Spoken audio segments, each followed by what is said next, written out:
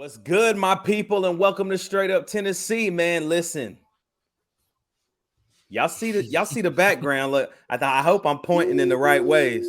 It's Tennessee versus Alabama week, baby. We don't have a lot to talk about because today's episode, man, we have a banger video. Stephen Crazy. Cauley, huge Alabama fan, man. We shot 2 segments with him, and y'all, I cannot wait for you to just hear him. Wise guy. And is a very truthful guy. You got some fans, you know what I'm saying, who just lean so hard to one side. This guy knows exactly what he's talking about. Turn, let's get it, baby. Let's get it.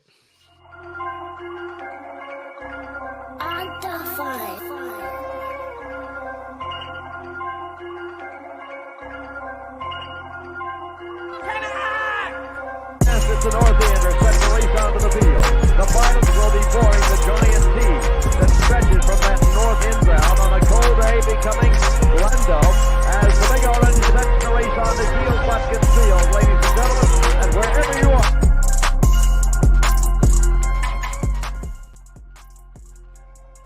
Game week, baby.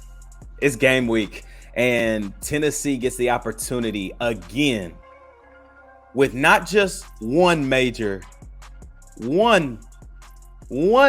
show, but for some reason, Turner, Tennessee got 2 major shows coming through Knoxville, Tennessee this weekend, y'all. Bro. I mean, if you are a football fan, you're crazy if you're not either watching this game, or if you're a Tennessee or Alabama fan, you're crazy if you're not trying to find a way to just get to Knoxville. You ain't got to come to the game. Our AD is the best AD in the country. He got even Alabama fans covered. Just go to Vol Village and watch the game on the screen. You'll literally be less than 2/4 of a mile from Neyland Stadium watching this game. Bro, it's, we kind of talked about it, kind of jumping right in, man. We kind of talked about it on the phone. Like earlier today, it's like, man, in the past, I've always had this nervous feeling about Bama, and it's like a bad nervous. Like, Yep. we about to get busted nervous. Mm-hmm. But then it's like this year, I'm super nervous, but it's a good nervous. Like, we can actually compete with Bama this year. It's the nervous, like, I just want to know what's going to happen type nervous. Yeah, absolutely. Yeah, because dude, this game is the implications and the magnitude and the energy and the hype. Everything is here, bro. Like it's in right place. here, and I honestly can't believe that it happened. Like, Dude. and what I mean by that is, dude, we talked in episodes way back. I mean, episodes way back that. What happens if Tennessee is 5-0 when Alabama comes to town? We talked about this. And speaking from my perspective, deep down, I'm like, we ain't gonna be 5-0. Right, exactly. Like, you know what I mean? That's BVS, battered ball syndrome.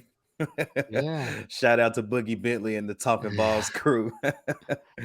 BVS, man. It's a real thing. And so, bro, I'm looking at a few things this game, and I'm not trying to say it too much because y'all, again, man, we got Stephen Cauley in the next few minutes, man. Stephen Cauley, huge Alabama fan, has grown up in Alabama, South Alabama, his whole life. He joins the show with us, man. We chop it up. We planned on this thing being, we shot this, I guess, yesterday. And we planned on this thing being 30, 35 minutes, y'all. And the conversation is just so solid. Like the way that we fed off of each other, I can't wait for y'all to listen to it. But there's a couple things I'm looking forward to in this game. One, how does Tennessee's rush defense stack up to Alabama's rushing offense? Jahmyr Gibbs is a beast, man. And I'm super interested to see what we do and how we can contain him because we've done it all year long. And if you want to be real technical, Jahmyr Gibbs just now started turning it on. He's always been a factor in every game, but I think in the last 2 games specifically, he started to turn that thing on. That's number one. And I think Jahmyr Gibbs, like, it's one of them things, like, he didn't have an option but to step up. Yeah, with Bryce Young going out and like last game. I mean, it's on his shoulders. Like, absolutely, Alabama's offense is on his shoulders with Bryce Young out. Oh yeah. And I would say the second thing for me is, does Hendon Hooker have that Heisman moment this week? It's coming. And he's had plenty of different opportunities, and he's had different games that he's done some things, and you're like, wow, this is the Heisman statement game for Hendon Hooker. And this is his first or second round draft opportunity as well. So, I mean, Josh Heupel met with the media yesterday. Not only was it Josh Heupel, but we got an opportunity to also hear from Christian Charles and Hendo Cinco. What'd you think? Man, I love Josh Heupel's press conferences. Yeah. Dude, just straight to the point, very simple. Every time.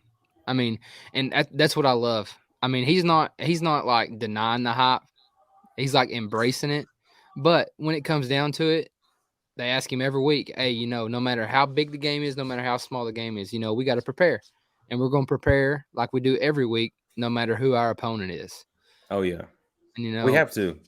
And he does. And there was just a lot of good things from Josh Heupel today. I felt like you said, he's not welcoming the hype, but he sure isn't shying away from it.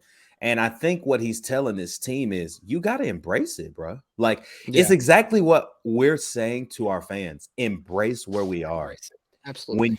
When you're playing the way that we are playing, you have to embrace the success that comes with it. And I mean, one thing that I loved hearing from Josh Heupel today, or really yesterday, was he knew, and he's known since Cedric Tillman went down, that all of the progressions of his health were to get him to play this game. Right. I mean, he flat out basically said it without saying what I just said, Yeah. And so I think Cedric Tillman's going to try to give it a go just as much as I think Bryce Young is going to try to give it a go. I heard from a couple of places. It ain't looking good, man. I know, man. I just read something a minute ago, and Saban, it was a Saban quote, and he didn't seem to, like, I don't know, day to day, really, and it didn't seem to, I don't know.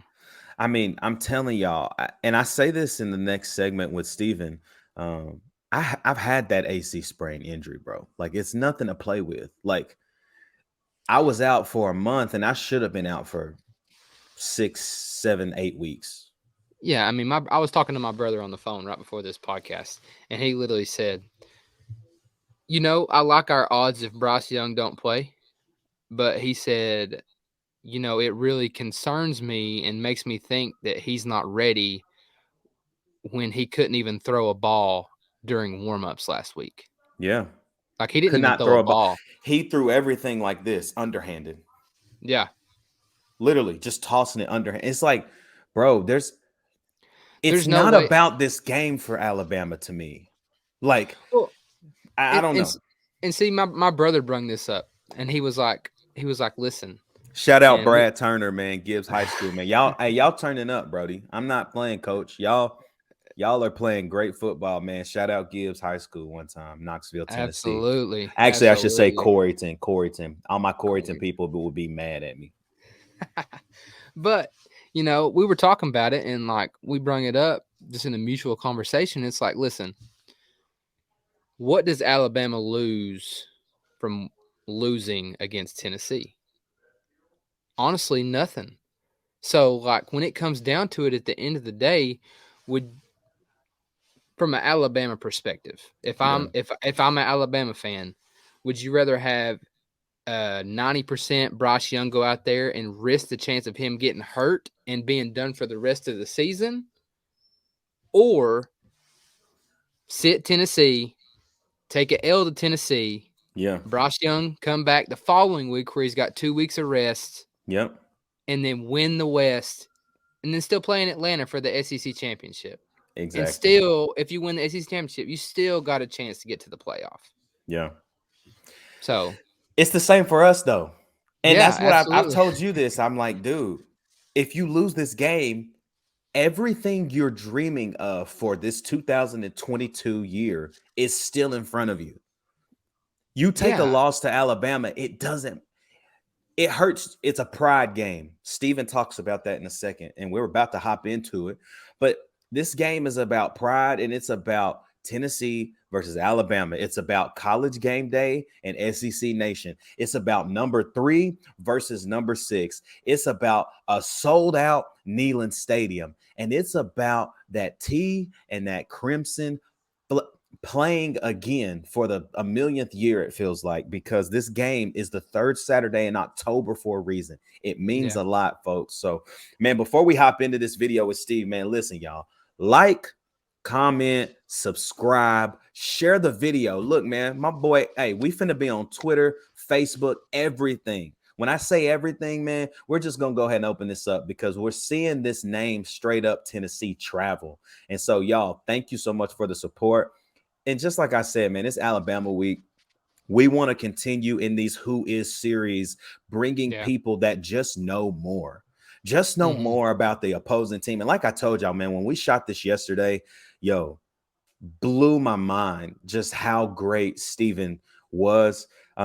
I can't wait for y'all to listen to it, man. Let's go ahead and hop into the rest of this episode, man. Stephen Cauley joins us. It's straight up Tennessee and straight up Alabama. Let's go.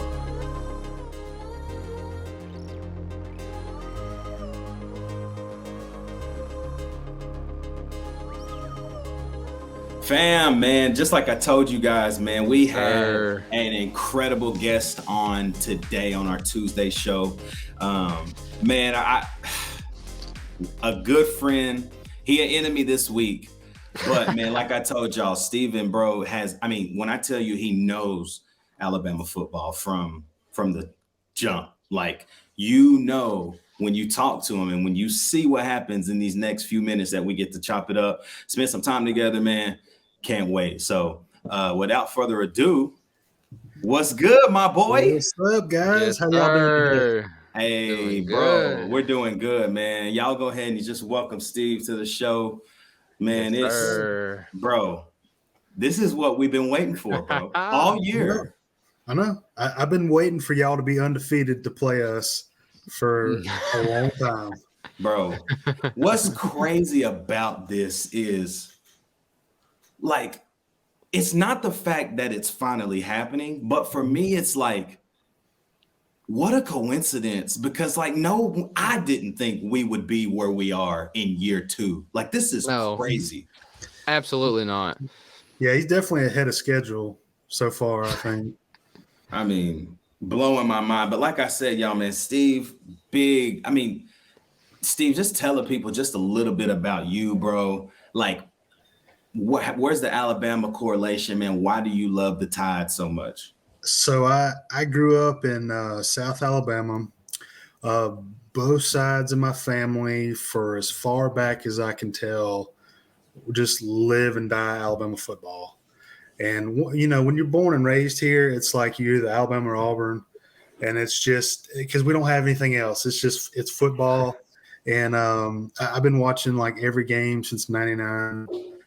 Since I was a little kid, and so I just love it. I mean, it's just my obsession. It's one of the things I get so excited about each year, and my wife, she just doesn't understand it. But no, they don't get it, bro. They don't get it, and they don't understand. Like, I was in a bad mood last night, even though we won, but it was just, I know we can play better, but I just love it. I don't know. I played park ball growing up, played middle school, played varsity all the way through, and I just live and breathe it. I just love it. Can't get enough of it. I don't know how else to explain it. I just love it. Absolutely. I feel you, because that's literally how we are. That's literally why straight up Tennessee started. Me and Turner literally talk on the phone. When I say every day, for this man works UPS. And this man from about 1 p.m. till he gets off, 4 hours, bro. We just chopping it up about Tennessee football. Oh, yeah. And it was like, why are we talking about this when let's just do a podcast. Boom, straight up Tennessee. Why not? For sure. So, man, look, let's dive in, bro. We're gonna kind of have two different kind of parts with Steve today. So like the first part, man, with Steve, just for everybody listening, these next few minutes, man, we're just gonna dive into exactly what the title of the episode is who is Alabama? You know, a couple of weeks ago, we talked about how we're going to start trying to bring guests. Like from the beginning of the show, we wanted to start bringing guests on and really just be collaborative and make this thing cool for both parties. Like, yes, it's a straight up Tennessee episode. However, man, we want to also bring in that element so we don't have to go around searching for who is this team when we can bring people in like Steven, absolutely, who breathe, eat, sleep, just like we do. Yeah. So, bro, when we talk about Alabama, this question is just so broad, but like, who is Alabama in week 7? Who is Alabama? I think right now we're still trying to find our identity. So each year a Nick Saban team has a different identity. And I think we're on the cusp of having a very balanced offense, a rock solid defense, special teams coming around. But I think it's I think like on offense, it's just a very balanced attack. We've had the receiver room kind of go by committee here this first few weeks. The running backs, we probably got one of the best running back rooms in the country right now, probably one of the best ones Saban's had in a few years. Let me tell you something real quick, though. Jameer Gibbs was supposed to be involved. I have no idea how he got to Georgia Tech. He's the best player on the field. He literally said he was down to Tennessee and Alabama, and he's now basically on the 2 best teams in the country. Yeah, and it's just the transfer portal is crazy. I mean, you take somebody he was good at Georgia Tech, but like it's Georgia Tech. Like Georgia Tech's good, but it's like it's Georgia Tech, and then you come to like Alabama, and then like now he's in the Heisman race right now. Oh yeah, he's in the Heisman watch, and it's like, dang, bro. I've already heard comparisons to Alvin Kamara, like already, and he's a true sophomore. So like we'll have him next year. He'll probably be the Heisman guy maybe next year, probably the front runner if he doesn't do anything with it now. I know the first few games we were kind of doing running back by committee. He was the starter, but the last 2 games that Bryce has been down, he's just been electric. Like he's the best player on the field, and there's no hiding it. I mean, he sees the hole and just hits it. He's probably one of the better running backs we've had since like a Kenyon Drake or even like a Trent Richardson when it comes to having that explosive first step and hitting that hole big time. Yeah. Yeah, because he's a different back than your like Derrick Henrys, and he can move. Oh yeah, not saying Derrick Henry can't move. I mean, Derrick Henry can move. Don't get me wrong. Absolutely. Yeah. I mean, Derrick Henry is just a bus. He just runs people over. Yeah. Right. Yeah. But see, I guess since you already talking about it a little bit, so offensively, what does Alabama bring to the table? So offensively, we've got a veteran offensive line. I'll start with the offensive line. Pretty much everybody has started from last year to this year, except J.C. Latham on the right tackle, but he's played really well this year. So we've probably last year we probably had the worst offensive line that Saban's had his entire tenure at Alabama. And this year, so far, they've played probably B+, A- most games, and they're starting to gel. He's kind of still moving pieces around, but they're playing better. Cameron Latou, our starting tight end, is probably just like real sneaky, kind of under the cuff. Like he's got great hands. He's a great blocker. He just does all the little things right. And he was recruited as an outside linebacker, so he didn't even really play a tight end at all in high school. And Saban's done that a few times with like Trayvon Diggs and a few other guys where he's moved positions, and it's been great for their career. Receivers, we've got 5 guys that have. That's an interesting core right now because It they is. are so talented, but it's like the light switch has not clicked yet. Yeah. They haven't found that one guy that just stands out like they have in the past. Exactly. I was looking at the stats earlier, and we've got 5 guys who have pretty much 220 yards receiving. So it's like they evenly distribute the ball, but there's not that one alpha. There's not a Julio Jones. There's not a Amari Cooper. There's not a Calvin Ridley. There's not a Devontae Smith. There's not that guy who's just taking it by the bull by the horns and just saying, I'm the guy. I know they were kind of hoping Burton would be the guy, but he's been good, but he's not the leader in the clubhouse. I know Tyler Surreal from Louisville is still kind of injured and still dealing with some stuff. I know they had high hopes for JoJo Earl, but he had an injury in camp. So it's kind of, receiver room by committee. We're still kind of waiting. I know Trayshawn Holden and Ja'Cory Brooks are kind of the 2 guys that are kind of fighting for position to be the top dog. But yeah, I mean, there are a bunch of solid, B+ type SEC players, but nobody's going to put us over the top. And then running back room, like I said earlier, we got 5 or 6 guys that could start anywhere in the SEC. And I mean, he's just trying to play them all. So just so they don't transfer out next year, because we've got true freshmen they look better than the first and second string guys. But y'all's backup quarterback could probably be a running back somewhere. Man, everybody was after this game yesterday. They were wanting him to go play running back. There was a meme I saw where him and Bryce Young were high-fiving, and they were like, Bryce Young high-fiving his new running back. Yeah, I was like, dude, he would be a freak. But I mean, he's got 4.4 speed. I mean, he could definitely be a running back for sure. But yeah, the running back room's stout. I mean, from Gibbs to you've got McClellan, Trey Sanders, Roydell Williams, Miller's a true freshman who's shown flashes. I mean, just loaded. And then quarterback, Bryce is our guy, and Bryce we trust. I mean, he's it. I hate to put so much on one player, but he's the reason we didn't go 8-4 last year, honestly. And then Jalen Milroe, he's young. He's a solid quarterback, but he's just not seeing it right now, passing and doing his progressions. But I mean, he could take off and beat you with his legs. So it depends on which way they go. I don't think Saban's going to say one way or another. I think Bryce will get the start. But that's the offense pretty much. Yeah, man. That's the thing about this team is like Alabama over the last few years have just had that alpha dog. I mean, last year Jameson Williams was literally unguardable. Mm-hmm. Send him on a 9 route every play. Nobody's catching him. Yeah, send him on a 9 or a quick post, and it's 6 every time.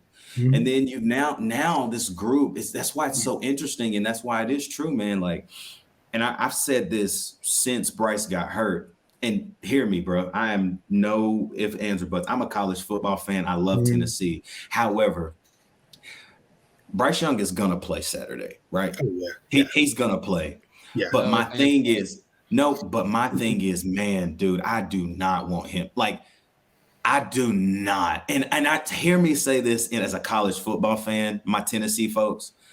The worst thing for college football is for him to be like out the rest of the year because of like a big lineman, Amari Thomas, somebody from this defensive line that is honestly for Tennessee playing out of their minds. Mm-hmm. Like for somebody like that to just hit him and it just re-aggravate. I don't want it for him. Right. And I'm not saying it'll happen, but that's that. But dude, okay. Turn the tables. Defensively, what are we talking about from Alabama? What are we seeing? There's a lot of dudes that I've seen there. I feel like Kool-Aid McKinstry been there for about 18 years. Right. But this is like his 3rd year, I think. His Yeah. See, yeah, But he's a sophomore. he's been starting, yeah. Yeah, I'm like, this dude, I feel like he's been there for 18 years. So, like, what about defense? Like, real quick, just like, what can we expect? What do they bring in? So, like, defense, secondary, probably one of the better secondaries we've had in recent years. You've got DeMarco Helms and Jordan Battle. Both Battle's been there forever too. Both I feel like he's been there forever, bro. Yeah, and they've started the last 2 or 3 years, and they both came back for their senior year as like a revenge tour. Like they wanted to come back and end that on a high note. And then you've got your star and like your nickel guy in Brian Branch and Malachi Moore. Both of them are true juniors that have played pretty much every game since 2020. So they've been in there in those like nickel and dime packages. So they're kind of like a safety, sometime a third or fourth corner, how they play them. And then the only real weakness we have, like with the secondary, are our 2 starting corners, and that's Kool-Aid and that's Terrion Arnold.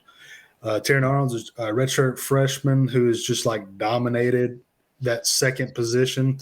Kool-Aid had it locked down last year, and he's kind of worked his way. He gets better each week. He's one of those guys that doesn't have all the physical tools, but he's like each week he gets a little better. And you can tell from like he's taking over punt returns and like gashing people for 20, 25 yards every punt return he can get to return. Yeah. And he's one of those guys, like those kind of not a try hard, but like he gets better each week. And then Terrion Arnold is like a lockdown cover guy. But their weakness is they're both young and they both make mistakes. Like I know Kool-Aid got picked on a little bit at the Texas game, and then the Muhammad guy for his last name's Muhammad. His dad played in the NFL for Texas A&M. Yeah. I know you're talking about. Yeah, I can't remember his name. He picked on Arnold pretty good last night against A&M, and but I mean they show flashes of like, you know, the next couple of years they're going to be lockdown corners. So they still have those rookie mistakes, but they're pretty great.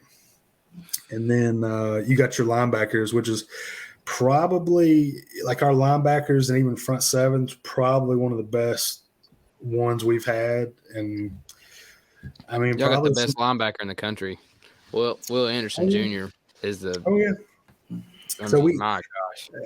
Probably our best defense since 2015, 2016, those 2 years, because we just have so much good depth, and you've got Will Anderson, Dallas Turner. So it's like pick your poison. Which one do you want to double team? The other one's going to get a sack. You know, it's like they'll double team Will Anderson. Dallas Turner had a big game against A&M. You know, if you double team Dallas Turner, Anderson's going to have 2 sacks and a bunch of tackles for loss. And then you've got up the middle, you've got Jalen Moody, who's like a 6-year guy, who's like a great culture guy. He does everything right. He started last year, and he's played a lot, playing side by side with Henry Toa. Y'all's we can keep it moving. Keep it moving. I don't care. Yeah, it was between Alabama and Tennessee, and then Jeremy Pruitt gave him a huge bag of McDonald's bucks, and I think that's why he went to Tennessee originally. Oh, and then all right, y'all. Y'all had a nice time with Steven. We're gonna kick him off now. But no, so Henry's the play caller. He's like real good on his feet. He's had a couple weird games where he's lined up wrong, or he's been really good but not elite yet. But Jalen he's very much as like he was at Tennessee. He was always a guy, like he's a fill the gap, run you down type guy. Mm-hmm. Yeah. If he has to play any type of zone, he's ate up. He's always out of position. Yeah, always. He's just in coverage. That's like against Arkansas. This was on special teams.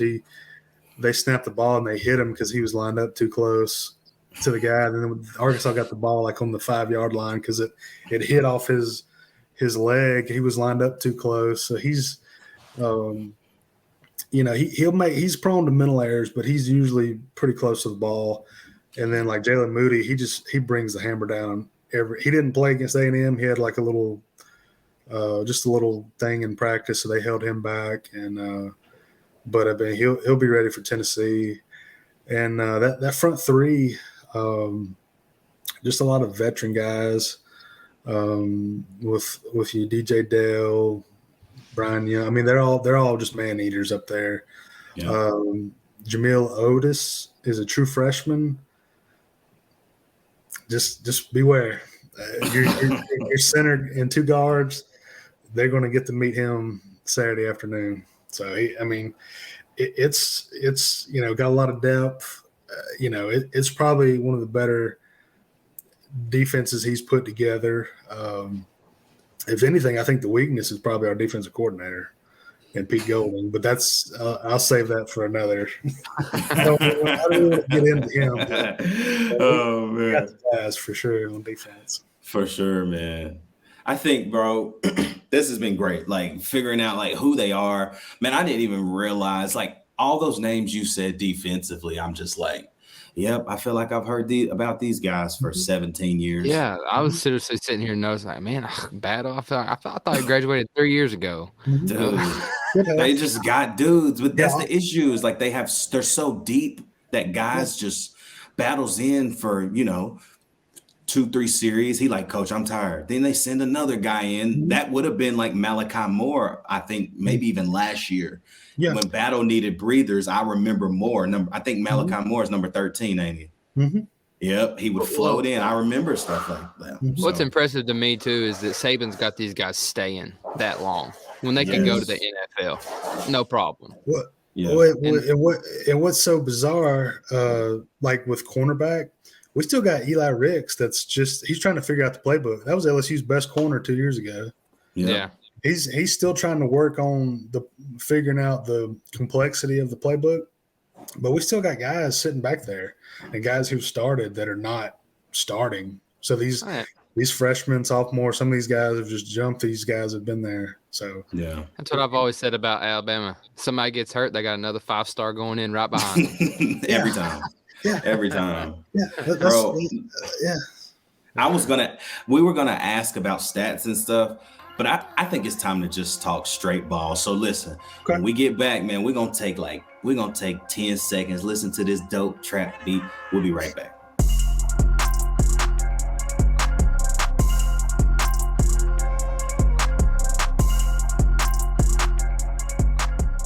Yo, y'all, look, man, last segment we talked a lot, man. A lot about who Bama is, and now, man, we just talking ball. Like, hey, like, there are so many things to look forward to. The hype, I don't think that there's been I don't want to say this, but I think it's true. There's not going to be, even no matter what the score is of this game, as far as hype build, there's been nothing in the last 10 years like this game Saturday, bro. Mm-hmm. Like, this game is going to be crazy.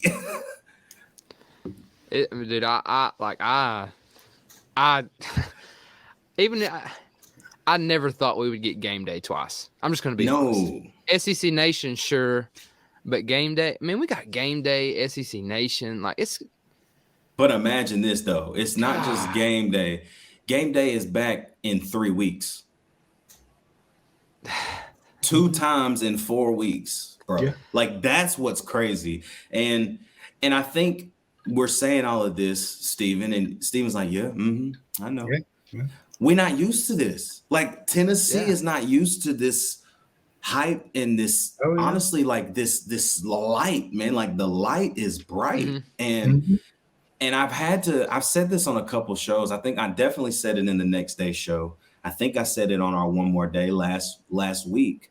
But like, is Tennessee as good as we think? And I think the answer is yes now.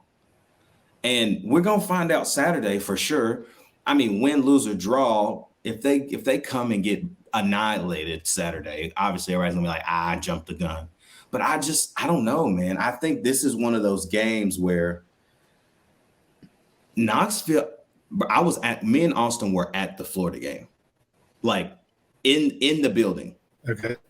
Bro, I couldn't hear, bro. I had to lead worship the next day. I couldn't even hear the click track in my ears because my ears were still hurting for real. Yeah. So it's like, if that was like that, I'm like, this game is about to be crazy. Energy, the atmosphere is going to be off the chain. Well, talking about the atmosphere, I mean, I think, call me crazy, but like I think Bama is a better football team. Hate me, Tennessee fans, if you want, whatever. I think Bama is a better football team. But coming into Neyland Stadium with game day, with SEC Nation, I think it gives us the edge. Just like I thought having a noon kickoff at LSU gave us the edge at LSU. So I think it did. Yeah. Yeah. For sure. Yeah. I mean, bro, when you look at this game, Steve, like, I know, man, listen, man, my pastor, let me tell y'all what my pastor said today. Well, I guess it would have been on Sunday. This man said, bro, Texas A&M, we played with our backup quarterback. We turned the ball over 4 times. We did this, blah, blah, blah, blah, blah. I was like, those are all facts. He said, and we still came out with a win? Man, that's a W. I said, you sound like we used to. Yeah. I said, I've never heard an Alabama fan talk about moral victories. Never. Yeah. And I was like, that is where I think the tides are like, they're not changing, but it's really different right now. Oh, yeah. I think a lot of it is, and I'm going to make excuses for Alabama, but I think a lot of it is maybe the transfer portal and NIL stuff, like where I think the competition is kind of like leveled out a little bit. So like everybody's good. I mean, because you see that with like App State beating A&M, and you see all these like group of 5 teams playing up to the big boys and beating them or playing close. Like, you know, everybody's got 6'3", 250 guys running around, you know, knocking people's heads off. Like everybody's got those guys now. So it's like, I don't know if we'll see the domination of old from Alabama. So like, I mean, we gave them 4 turnovers, A&M, and we should have lost. I mean, we should have lost. We gave it to them there at the end. You know, what I heard was Terry Arnold even said this because he made the last play against A&M where he on the goal line. Yeah, goal line. That's terrible play call. Oh my gosh. What he said was he heard Jimbo yelling out to one of the receivers, and he just kind of put 2 and 2 together. He said, "That's the guy I've been covering." And he kind of, in a roundabout way, kind of said, "I heard what they were going to do, so that's why I was in great position."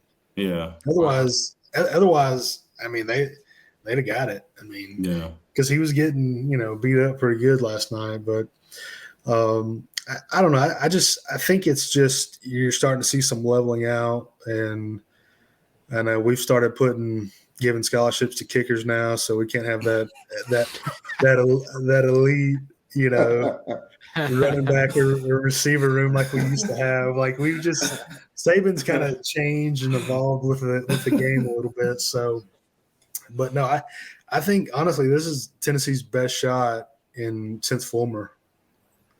I mean, to beat Alabama, and you've got all the cards lining up right. You've got, you know, I was telling AJ earlier, like this game kind of, and we'll see how it plays out, but it kind of gives me 2019 LSU Alabama vibes where Tua had an injury against Tennessee and they did the little tightrope surgery on him. He came back after a bye in a week against LSU, but he was a little gun shy, wasn't himself. You know, I hope that's not the case, but I mean, I wouldn't be surprised. And then what's been Bryce's kryptonite is playing on the road. Like we're a different team. We're like a SEC basketball team. We're good at home, but on the road we can't do it. We just can't. we just can't do anything. It's like almost a loss every time on the road. Because you can look back this year and even last year's games. There was multiple, like we beat Florida by 2 in the Swamp, and then I remember that. And then, Auburn, we had to go to like 3 or 4 overtimes to beat them last year. And then A&M beat us, and Texas should have beat us this year. They had us, but it's just one of those things. I don't know, man. Man, let's talk about Bryce Young. I know we talked a little bit earlier, man. He's gonna go out there on Saturday and he's gonna play. Okay. Oh yeah. Everybody like, oh, it's Bryce Young. This brother gonna play. Okay. Yeah. Even though I saw him, in warmups, he was giving everybody hugs like this. Yeah. Like he was not like, what's up, bro? Like he was really trying to chill. And I get that. It's like, dude, I had that injury in high school. Like I can vividly remember falling on that thing, what it felt like. The trainer, Turner, remember, Karen, she's like, oh, you got an AC sprain. And I was like, oh, I don't know what that is. Well, I mean, you try to work that thing and, that junk hurts. Oh, yeah. So I'm like, and I was like, I told you earlier, I was like, man, a quarterback with that, like this is on your throwing arm. That's what's worse to me about that. Yeah. And I'm like, dude, I don't want to, I don't know. I think a 90% Bryce can definitely win them a football game, but I don't see him stretching the field like he does 40 and 50, 60-yard bombs. Right. Well, and I also don't see much. I mean, he don't do it a lot, but when he does it, he's very efficient when he runs. Right.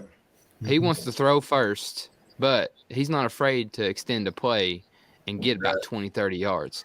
But, I mean, just thinking like, you can't take a hit if you're Bryce Young. Oh yeah, yeah. So not this week.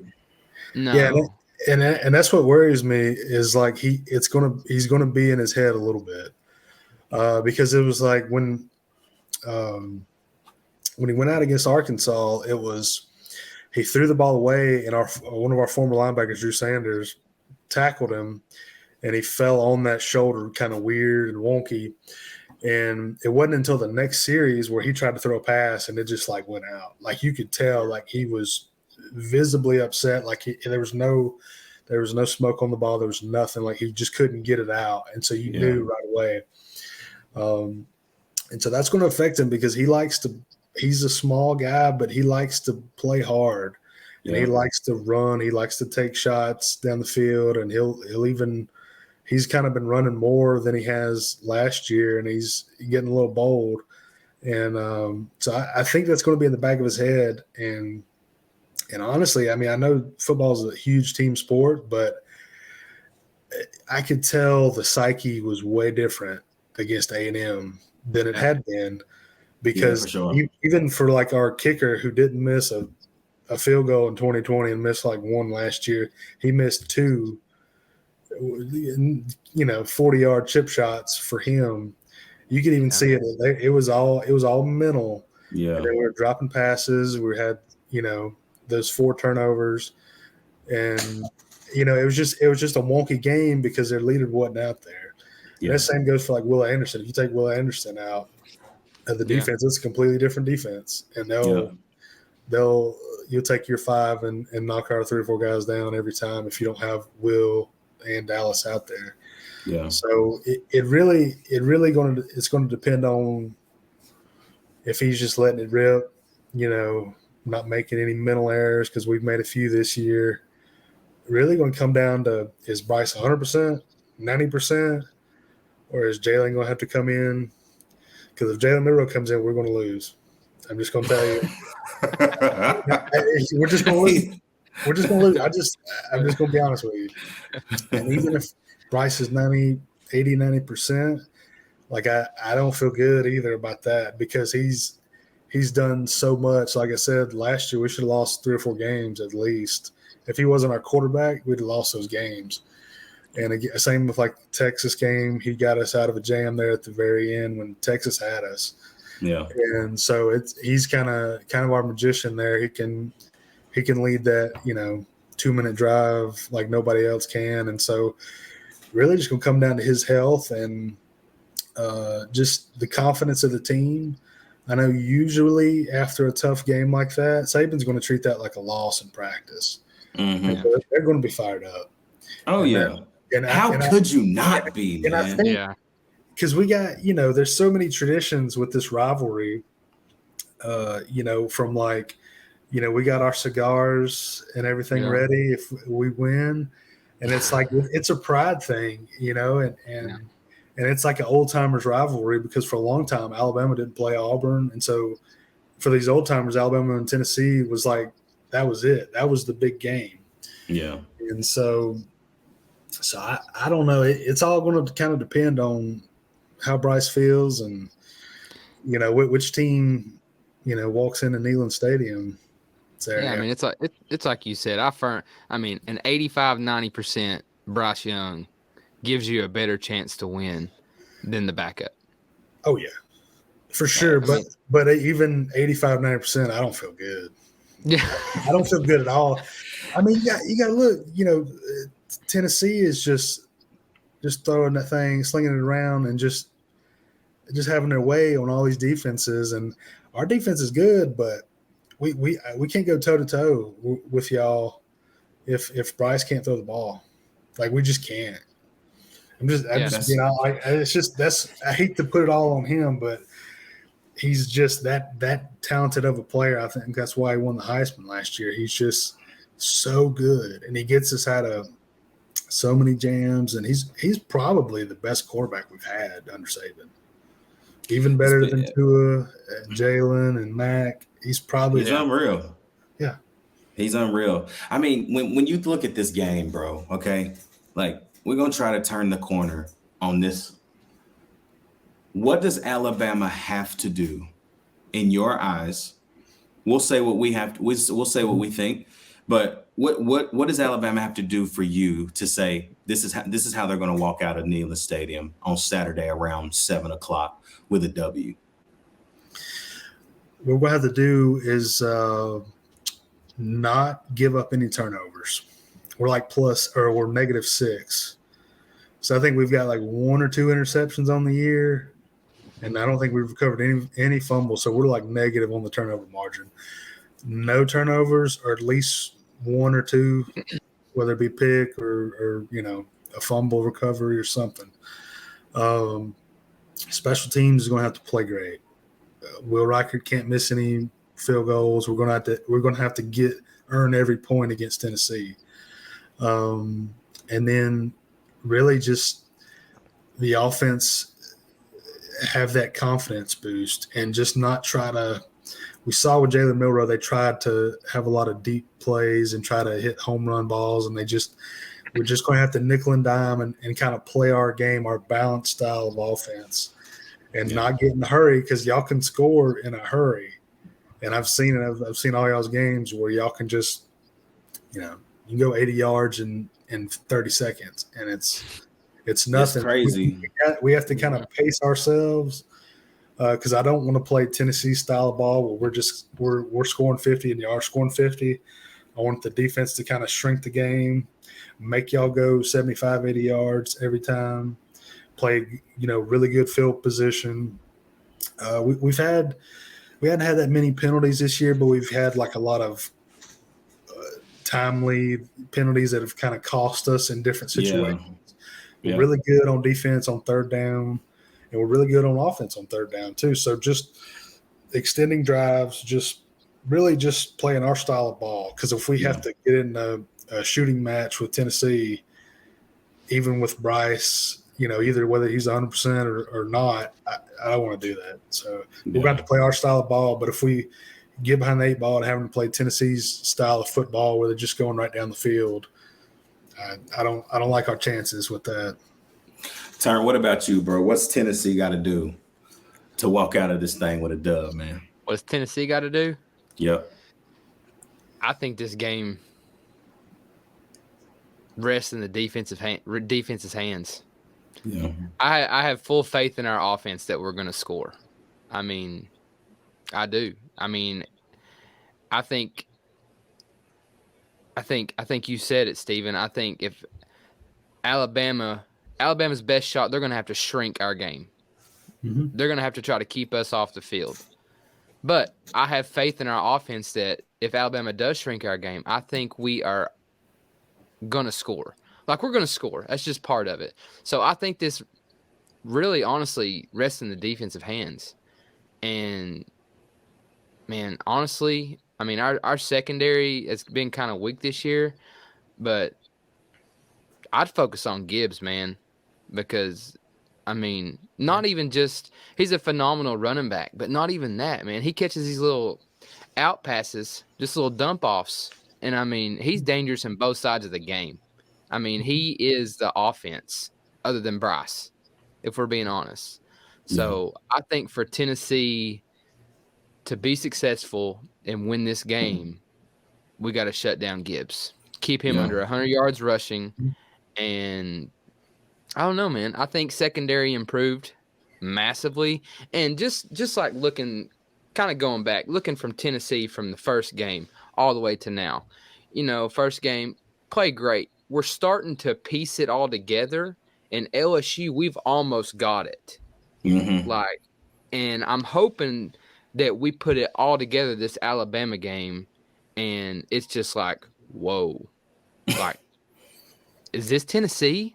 Like, that was my moment this week, bro. I thought we would win. I thought we would beat LSU, but I didn't think we would do that. Like, I mean, embarrassed them at their crib.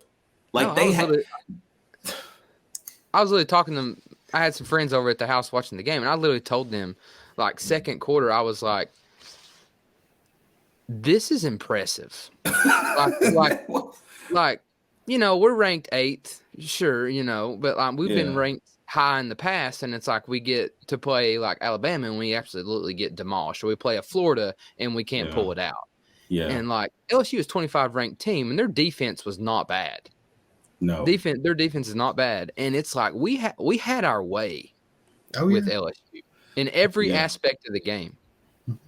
So I would say for me, man, what I feel like Tennessee has to do in order to win this game is let's look at analytics just for a second, because that's just me. That's what I love to bring to the show. What Alabama is great at on offense in 2022, rushing the football. Yeah. Tennessee is also somehow as good as a rush defense as Alabama is rushing the football. Yeah. I mean, we held LSU's running backs to 11 yards after they absolutely ran over Auburn, like ran over everybody. Now, Auburn, okay, we get it. They're not very good. But at the same time, 11 yards? Yeah. That's crazy. Like, and so I'm interested to see that front seven versus Alabama's rushing attack. If that gets shut down and you force, like, here's what's going to happen. If you force Jahmyr Gibbs in this offensive rushing attack, not Gibbs, I mean, you got McClellan, you got Trey Sanders, you got a lot of guys. If you hold that entire offense under 120, I think you win this game, because that means Bryce Young, in my opinion, that means that you're asking Bryce Young, if you're holding this offensive rushing attack that has a 7,000 headed monster back there, basically. Yeah. You're saying, hey, we're going to hold this team that's averaging I think they're averaging a little over 200 yards rushing as a team, a game. It's around 260. Like, yeah. Okay. You hold this team to 120, and you're telling me with I don't care what you say, an AC sprain in 2 weeks, you are not 100%. I'm just telling you. Right. He's going to play. He's going to play. He's going to be great. But I'm telling you, you're going to tell me he's going to have to throw that football 50 times to beat us. Mm-hmm. He's going to have to, if you hold that rushing attack and you slow it down. And so that's my thing. That's what I'm looking for, is how does the defensive line and linebackers take care of this rushing attack? Because that's been the one thing that I'm like, we're going to stop the run. We've done it all year. Right. And I'm interested to see that. But and you one more thing, and you said that, and it just like, you know, like looking back at the LSU game, like I think Alabama's identity is running the football, like you said. And we've seen it in every team that's played us this year. Yeah. 4th and less than 3, Saban's probably going to go for it, if we're being honest. Oh, yeah, facts. And no question. like Tennessee against LSU, like, you know, LSU went 0 for 3 on 4th downs. Right. You know, I look at that as a turnover. Like, that's not just a stop on downs. That's a turnover. So I think if we can win the 4th down battle, it's going to work in our advantage as well. Yeah. Because if we can have a shorter field than get pinned inside the 10 on a punt, I mean, that works to our advantage. It's like nobody's business. Yeah, Right. bro. So real quick, just from everybody, Steve, real quick, offense and defense, who has to be what we call, this is our first show of the week, man, the Who is Alabama. We call this like, who is our offensive and defensive playmaker? Who has to be great offensively and then defensively? One guy for Alabama. I think offensively for Alabama, I think it's going to have to be, I'm going to say Jamar Gibbs. He's going to have to carry the load. And we saw that against A&M where he stepped up big time. He caught a bunch of passes. I think he had like $150 against A&M's run defense. And so he's going to have to be the guy to help ease Bryce back into it. And he's going to have to just make plays, whether it's catching the ball, returning kicks. I mean, he's going to have to step up, and he did a nice job against A&M when Bryce was down. So regardless if Bryce is 100%, 85, if Milroe's playing like that, he's going to have to be the guy again. Defensively, I think it's going to have to be Will Anderson. He's been a little quiet. He had a Texas game that was just real bad. He had some bad penalties. He's been a little quiet. He's had about 5 or 6 sacks this year. He's not quite what he was last year, but he's going to have a breakout game. We're going to have to get to him on those 3rd and 8, 3rd and 7s. We can't let Hendon Hooker just sit back there and dissect our secondary all night. So for us to have a chance, he's going to have to get at least 2, maybe 3 sacks, and then maybe 4 or 5 tackles for loss. He's going to have to be that dominant outside linebacker and really kind of change that, flip the field a little bit, make Tennessee punt. Yeah, because Hendon Hooker, he's going to get 300 yards passing and 3 or 4 touchdowns. Even if he has an off game, he's going to get that. And we just got to slow him down. So I think it's Gibbs and I think it's Anderson this week. Got you. What about you, Turn? What you thinking? What we got to do? Offense and defense. Man, defensively? Yeah. Man, I always struggle with picking one player. I know, bro. You do a unit. I'll do a unit. But if I had to pick somebody, I'm gonna say BY again. Byron Young. Because if Bryce Young is playing, he can escape very well. But with that injury, if we can get pressure on Bryce Young and make him get out of the pocket, it's a lot harder on your shoulder to throw on the run than just sitting back there in the pocket. That's true. So my defensive player is Byron Young. If I had to pick a unit, I would say our defensive line. Yeah. Got to get pressure. Offense, that's a no-brainer for me. Endo Cinco has got to come in and take care of business and prove that he is a Heisman candidate in my eyes. I mean, he needs to have a Florida-like game against Alabama. Yeah. For me, man, I'm gonna start defensively too. I think for me, it's Tyler Barron, and he's the opposite defensive end of Byron Young. Byron Young went crazy against LSU. I think he had 4 total tackles for loss, 2.5 sacks. I mean, just ate them alive. He finally had the light bulb moment. But Tyler Barron, man, he was Byron Young last year. Like, he was making noise. I mean, and haven't seen him do much. He's got a ton of quarterback hurries. I don't think he has a sack on the year, maybe a half sack. I expect something big from him, man, because I mean, his recruitment, he was down to 3 schools, and it was Texas A&M, Tennessee, and Alabama. And I don't want him to ever feel like he regretted his decision. He's got so much potential. He's had so much clock. He's a junior now, and he's got a huge opportunity in front of him. And then offensively, man, I'm gonna say the same, man. Hendon Hooker is like Hendon Hooker. He don't have to prove to me like he is. I mean, I think FanDuel or BetOnline or somebody already has Hendon as the right under CJ Stroud, actually, as the number 2 in the Heisman race, has him going to New York. He don't have to prove anything to me, but what he does need, he has to have a statement game. And he could go crazy this game, throw for, I don't know, 400 or 500 yards. And if they lose, it's not a statement. So they've got to win the football game in order for him. Like if Hendon Hooker comes in and does what he's been doing, dude, this is the most weird feeling I've ever had, bro, about a Tennessee Alabama game. Like this is unbelievable. And the stake, like the energy, like all of the things surrounding this is going to be insane. But we're going to turn the corner on this one, y'all. Look, I told y'all this episode is fire, man, with Steve. Man, these guests who is serious, bro. It's the best. And so thank you first for hopping on, but we ain't done yet. We probably got a couple more minutes.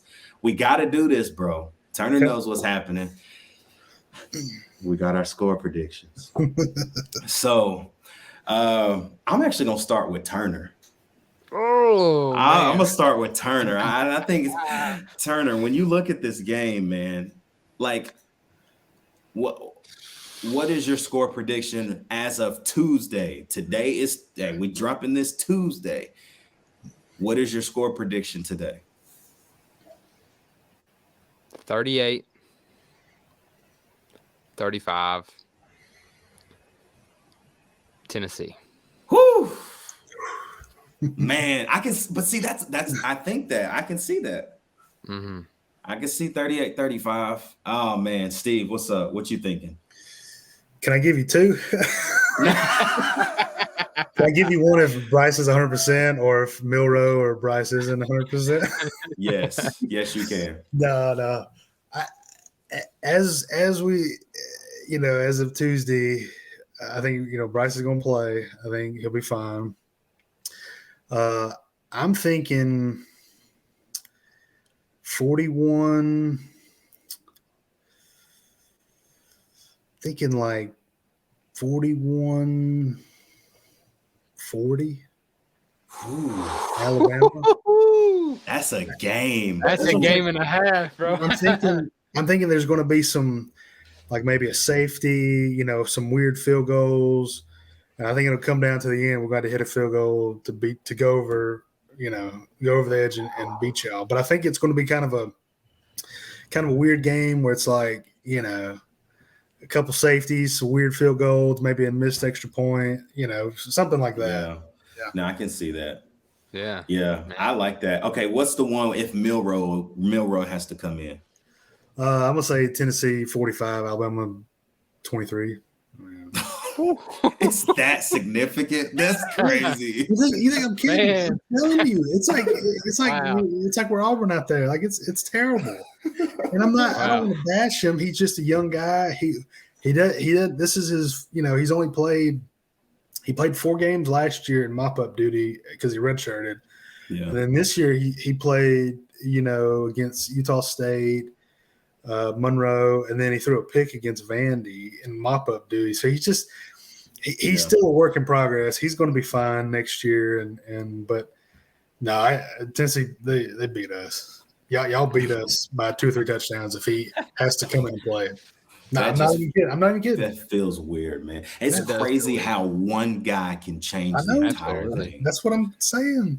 And for me, man, this game has been one that, to be honest, since I can remember, I've just not cared about because it's always been marked as a L for us. And now, just with everything, I even look back to last year, man, with how we played Alabama for 48 minutes. Like, we played Alabama for 48 minutes. Like, dude, we go into the fourth quarter we're down a touchdown. Like this game ain't over. Mhm. And what killed us last year is exactly what we have now, and that's depth. And that's at every position, defense, offense. It killed us last year. And so I'm fast forwarding to now. I'm saying this now. Ty Kelly Jr. is literally one of my best friends ever. Played on the 2016 Tennessee team that also started out 5-0. And I just have to say, this team in 2022 is so much better than that team in 2016. And with that, man, I think the final score is going to be 48. I'm going to say 48-41 Tennessee. Okay. I can see all of those. I think they're going to score some points, man. I think they're going to score some points. But what I think happens is I see 48-41 because something weird, like you said, something weird's going to happen where there's a turnover and we capitalize on it. It's going to be the first team that gets out 2 scores or 10 points. They're going to win this game. That's the way I see this one, because it's going to go back and forth. But the first team that can like make something happen off of a mistake, right. That's what's going to happen. But man, this has been awesome, bro. Steve, thank you, bro, for hopping on, man. Man, we planned we planned to do like 35 minutes, y'all. We had an hour. Love this thing. Like this thing up. Comment on.